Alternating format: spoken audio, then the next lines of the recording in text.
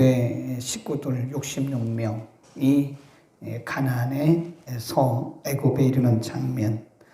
애굽에 있던 야곱 요셉과 그리고 요셉의 부인 그리고 두 아들까지 하면 4명이죠. 그러면 70명이 되는 거죠. 그래서 결국 70명의 대가족이 애굽의 고센이라고 하는 곳에 이르고, 오늘 본문에 보면 이제 요셉이 중재 역할을 잘합니다. 그 요셉이 총리이기도 하지만 역시 요셉은 영성이 있는 사람이다. 이게 달라요. 똑같은 문제를 해결하는 데 있어서 영성이 있는 사람은 굉장히 지혜가 있고 순발력이 있습니다. 그러니까 이 세상을 살아가는데 영적인 사람과, 영적이란 말은 영성적이다 그 말이죠. 하나님 중심. 영성적이란 말은 무슨 환상을 보고 그런 걸 얘기하는 게 아니라 하나님 중심, 말씀 중심적인 사람을 영성이 있다 그러는 거예요. 그 영성적인 사람은 아무래도 지혜가 있어요. 이 세상 사람들과는 다릅니다. 그러니까 지금 자기 아버지 그리고 형제들이 애굽에 왔는데 그 과정을 보면 요셉이 굉장히 지혜롭게 일들을 진행해 나가는 것을 볼 수 있어요. 거기 보면 28절에 야곱이 유다를 요셉에게 보냈고, 29절, 46장 29절, 요셉이 수레를 갖추고 고센으로 올라가서 아비 이스라엘을 맞으며 그에게 보이고 그 목을 어긋맞게 안고 얼마 동안 울었다. 30절 시작. 이스라엘이 요셉에게 이르되 내가 지금까지 살아있고 내가 내 얼굴을 보았으니 지금 죽어도 가도다. 거기까지 이제 이 요셉과 야곱의 만남이고, 31절에 보면 그때 요셉이 형들과 아비에게 이렇게 얘기를 해요. 이제 내가 당신들을 이곳 애굽 왕에게, 바로 그 말은 애굽 왕이란 뜻이라고 그랬죠. 애굽 왕에게 당신들을 소개할 터인데 그 왕을 만나거든 이렇게 얘기하시오라고 요셉이 지금 아버지와 그 형제들에게 답을 할 것을 미리 알려줘요. 이게 요셉의 지혜입니다. 그 요셉이 바로를 대할 때 그냥 무작정 대하는 게 아니에요. 우리 형들 그리고 우리 가족들이 왔으니까 이렇게 해주시오. 그런 게 아니라 지금 요셉은 굉장히 지혜롭게, 그러면서도 애굽 왕을 굉장히 예의 바르게 대하는 그런 모습을 볼 수 있어요. 그 다음에 47장 1절 2절도 보면 요셉이 바로에게 가서, 애굽 왕에게 가서 고하여 가로되 나의 아비와 형들과 그들의 양과 소와 모든 소유가 가나안 땅에서 와서 고센 땅에 있나이다 하고 이들 중 5사람을 택하여 그 왕에게 보였다 그랬습니다. 이게 보면 요셉이 굉장히 지혜롭게 행동하는, 그 자기 가족들과 왕 사이에, 지금 개인적으로 보면, 사적으로 보면 요셉은 총리이긴 하지만 또 주관적으로 보면 그 요셉은 사실 야곱의 아들이기도 하고 형제들의 동생이기도 하잖아요. 그러니까 지금 개인이냐 공적이냐, 사적이냐 공적이냐 할 때 요셉이 그 중간 역할을 잘하는 거예요.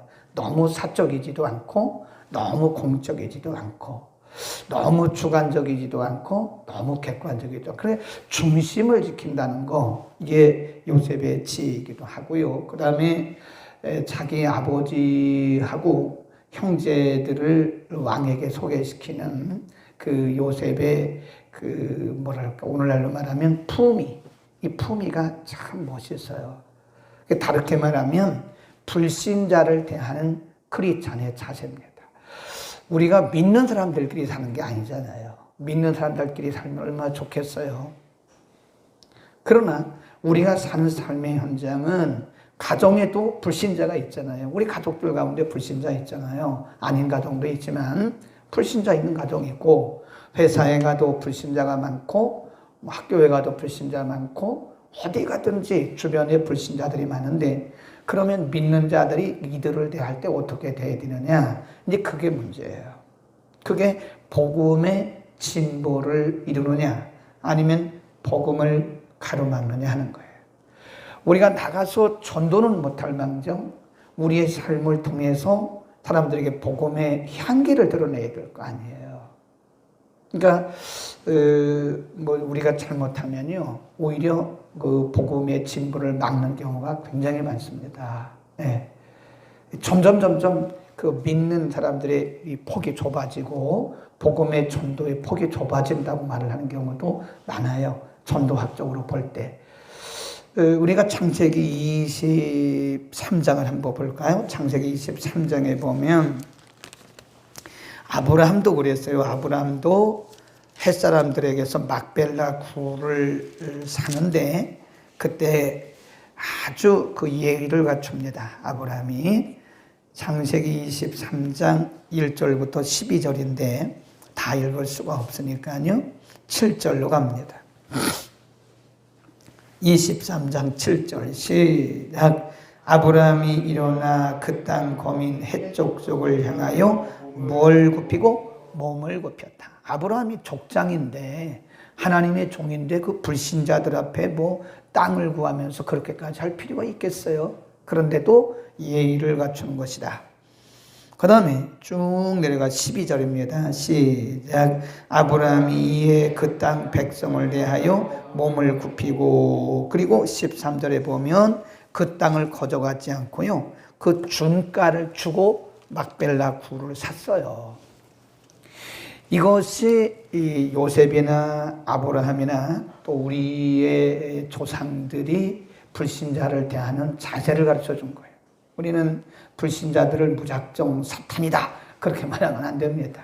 전도의 대상이지 전도의 대상이에요. 불신자들은 전도의 대상인데 그 전도가 말로 하는 전도는 요즘은 잘 안 되더라고요.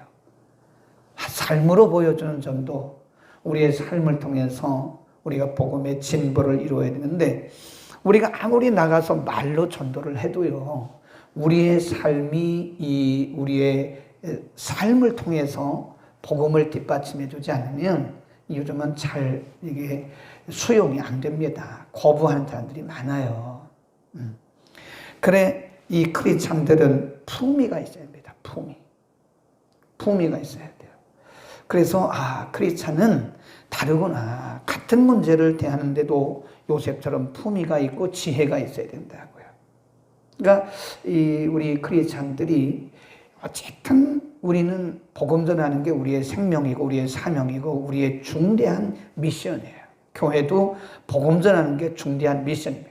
이 교회 건물 짓는 게 중요한 게 아니에요. 교회 무슨 이거 아주 비싼 이런 성구 갖다 놓는 거는 그건 본질이 아닙니다. 그런 거는. 교회 본질은 복음 전도예요.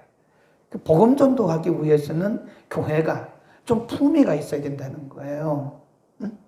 품위가. 성도들도 좀 품위가 있어야 됩니다. 그래서 여러분 오늘도 예배 마치고 직장에 가잖아요. 가정에 가잖아요. 여러분의 사업장에 가잖아요. 불신자들 만날 거 아니에요. 그리고 신자라 할지라도 나중된 자들, 초신자들, 나보다 나중된 자를 만날 때는 먼저 된 자들로서 우리는 품위를 보여야 돼요. 말도 함부로 해서는 안 되고 행동도 함부로 해서는 안 된다. 가치관의 다른 것을 보여줘야 된다는 거예요. 그래서 복음의 진보를 이루는 것이다. 오늘 한 사람이라도 나를 통해서 그리스도의 향기, 우리를 그리스도의 향기라고 했는데 나를 통해서 복음의 향기를 맡을 수 있다면 우리는 오늘 우리의 사명을 하고 있는 것이다. 아멘. 그 다음에 47장으로 넘어가면 이제 요셉이 아버지를 모시고 애굽 왕에게로 갑니다. 그래서 소개를 해요. 바로가 요셉에게 일러 가로되 5절 내 아비의 형들이 내게 왔은즉 이렇게 해라. 그리고 7절 시작. 요셉이 자기 아비 야곱을 인도하여 바로 앞에 서게 하니 야곱이 바로에게 거기서 보세요. 축복했다. 바로가 야곱에게 묻습니다. 당신의 연세가 얼마입니까? 9절 제 나이가 나그네로 산 험한 세월이 130년입니다. 야곱이 바로에게 또 축복하고 그 앞에서 나갔다 그랬어요. 여기서 야곱과 그리고 애굽 왕이 한 대화도 물론 중요합니다. 네, 더 중요한 것이 뭐냐면 지금 야곱이 애굽 왕을 언제 봤어요? 처음 본 거 아니에요? 초면. 그리고 지금 야곱의 상대가 누구냐면 애굽 왕이면서 불신자입니다. 오늘날로 말하면 이방인이에요. 이방인. 처음 본 사람이고 이방인인데 지금 야곱이 애굽 왕에게 축복을 하는 거예요. 두 번이나 오늘 축복했다 말이 두 번이나 거듭해서 기록이 되고 있습니다. 우리에게 뭘 말씀을 하는가?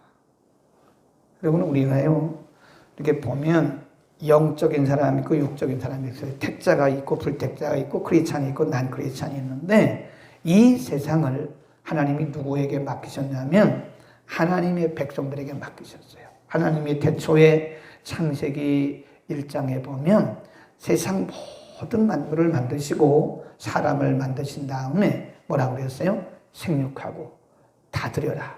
땅에 충만하라. 하나님께서 위임해 주셨어요. 그리고 보면 그 이후로부터 이 세상은 하나님의 사람들에 의해서 지배되어지고 정복되어지고 통치되어지는 거예요. 그래서 오늘날로 말하면 하나님께서 우리들에게 하나님의 자녀의 권세를 주셨어요. 상대가 나이가 많든 뭐 권세다든 그거 상관없습니다.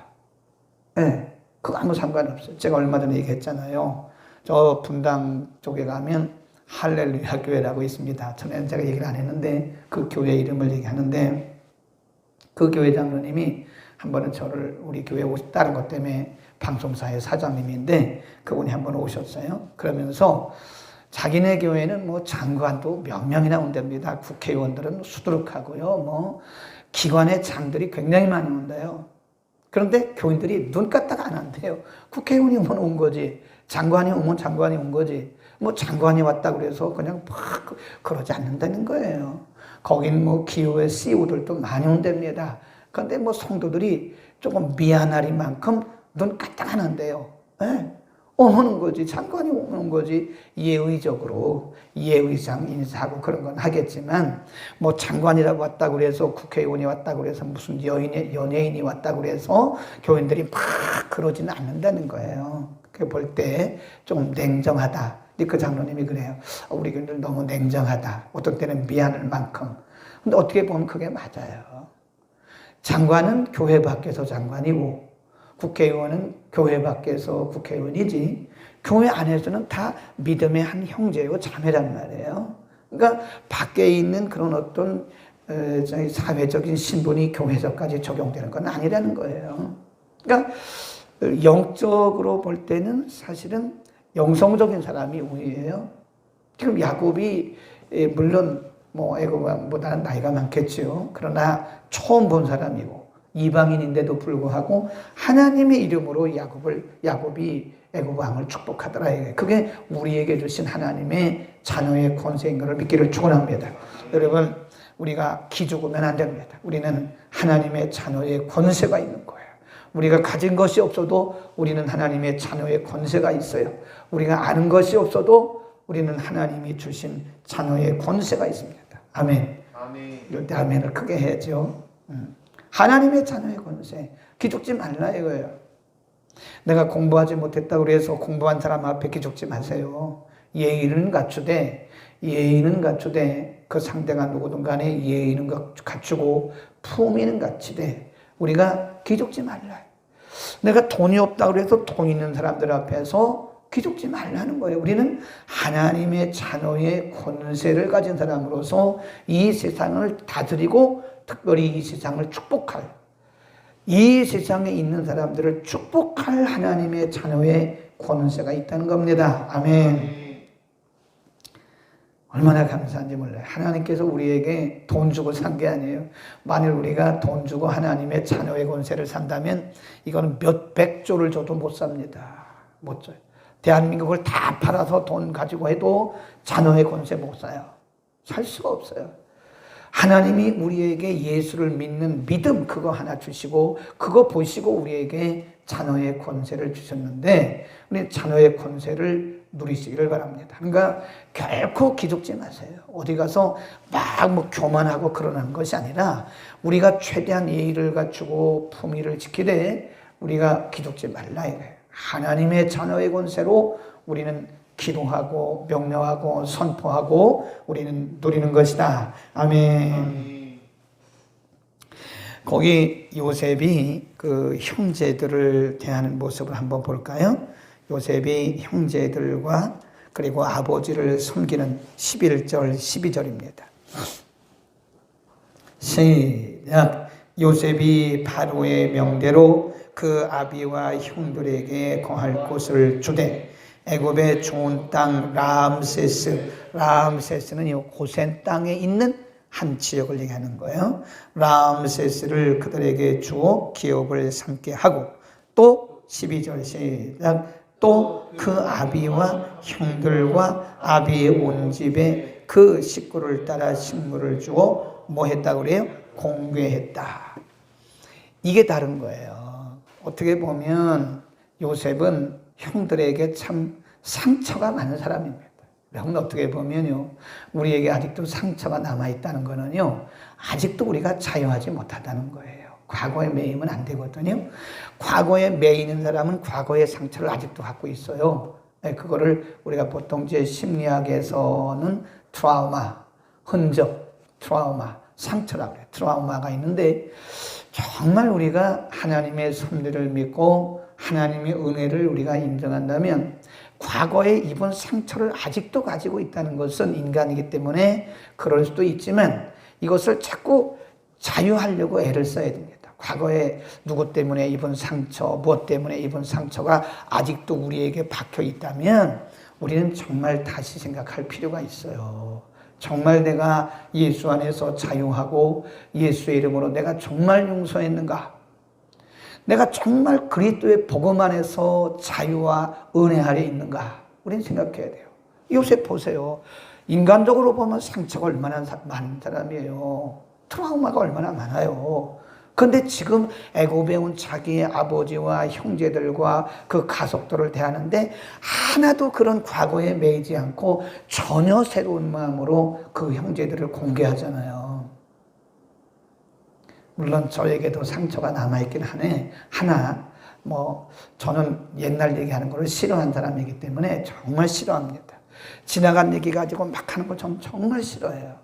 지나간 건데, 지나간 걸 가지고 뭐 해결이 됩니까? 지나간 얘기 해봤자 상처만 받는 거고, 마음만 상하지, 속만 상하지. 그래서 저는 잘했든 못했든 잘한 거는 좋을 거예요. 그러나 잘못한 것에 대해서는 지나간 얘기 끄집어서 얘기하는 건 정말 싫어해요. 우리 그걸 뭐라 그러냐면 낚시한다고 해요. 낚시. 사탄은 자꾸 낚시하게 합니다. 낚시.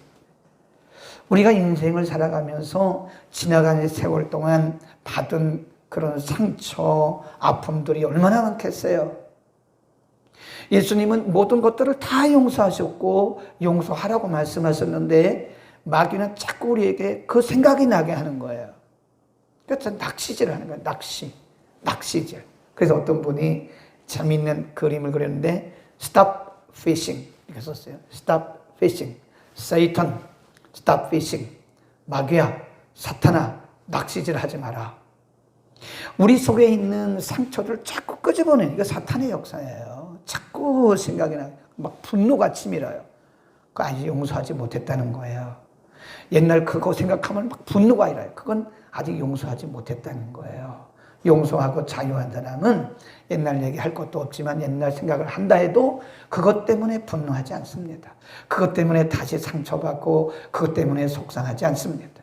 우리 다시 생각해야 돼요. 코로나가 오면서 사람들이 사람을 다시 보게 된다잖아요. 인간관계를 다시 생각하게 된다잖아요. 제가 며칠 전에 이게 아주 확실하게 드러낸 거예요.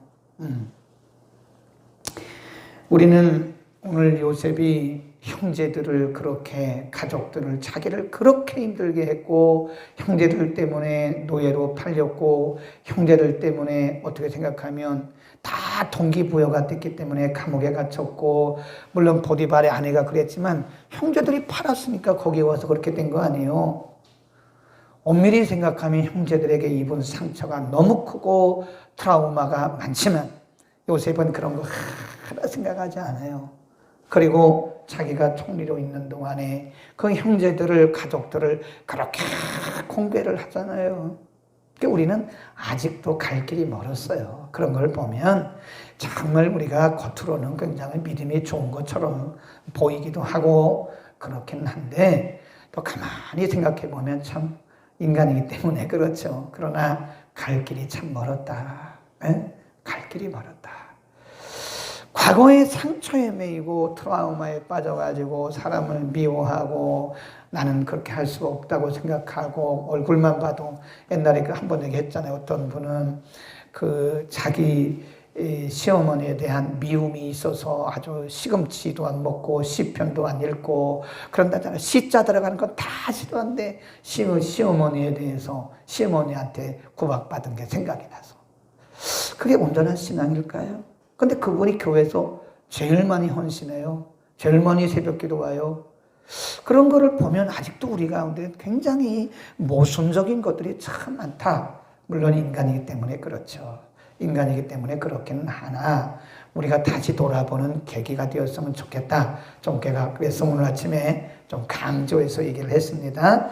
요셉이 하는 그 모습을 보면서 우리는 예수 안에서 용서받고 예수 때 이름으로 모든 1만 달란트와 같은 모든 죄를 다 용서받은 우리들이 100데나리온, 우리에게 그들이 지은 죄, 우리가 지은 죄, 용서받은 지은 죄에 비하면 사람들이 우리에게 지은 죄는 그는 100데나리온도 안 되는 거란 말이에요.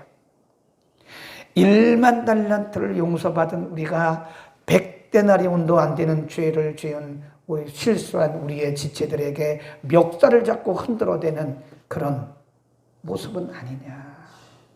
늘 요셉을 보면서 저나 여러분이나 과거를 생각하면 분노가 나기도 하고 상처도 있지만 이제 오늘 아침에 예수 이름으로 우리가 다 용서하고 예수 이름으로 자유하는 하루가 되고 계속되기를 축원합니다.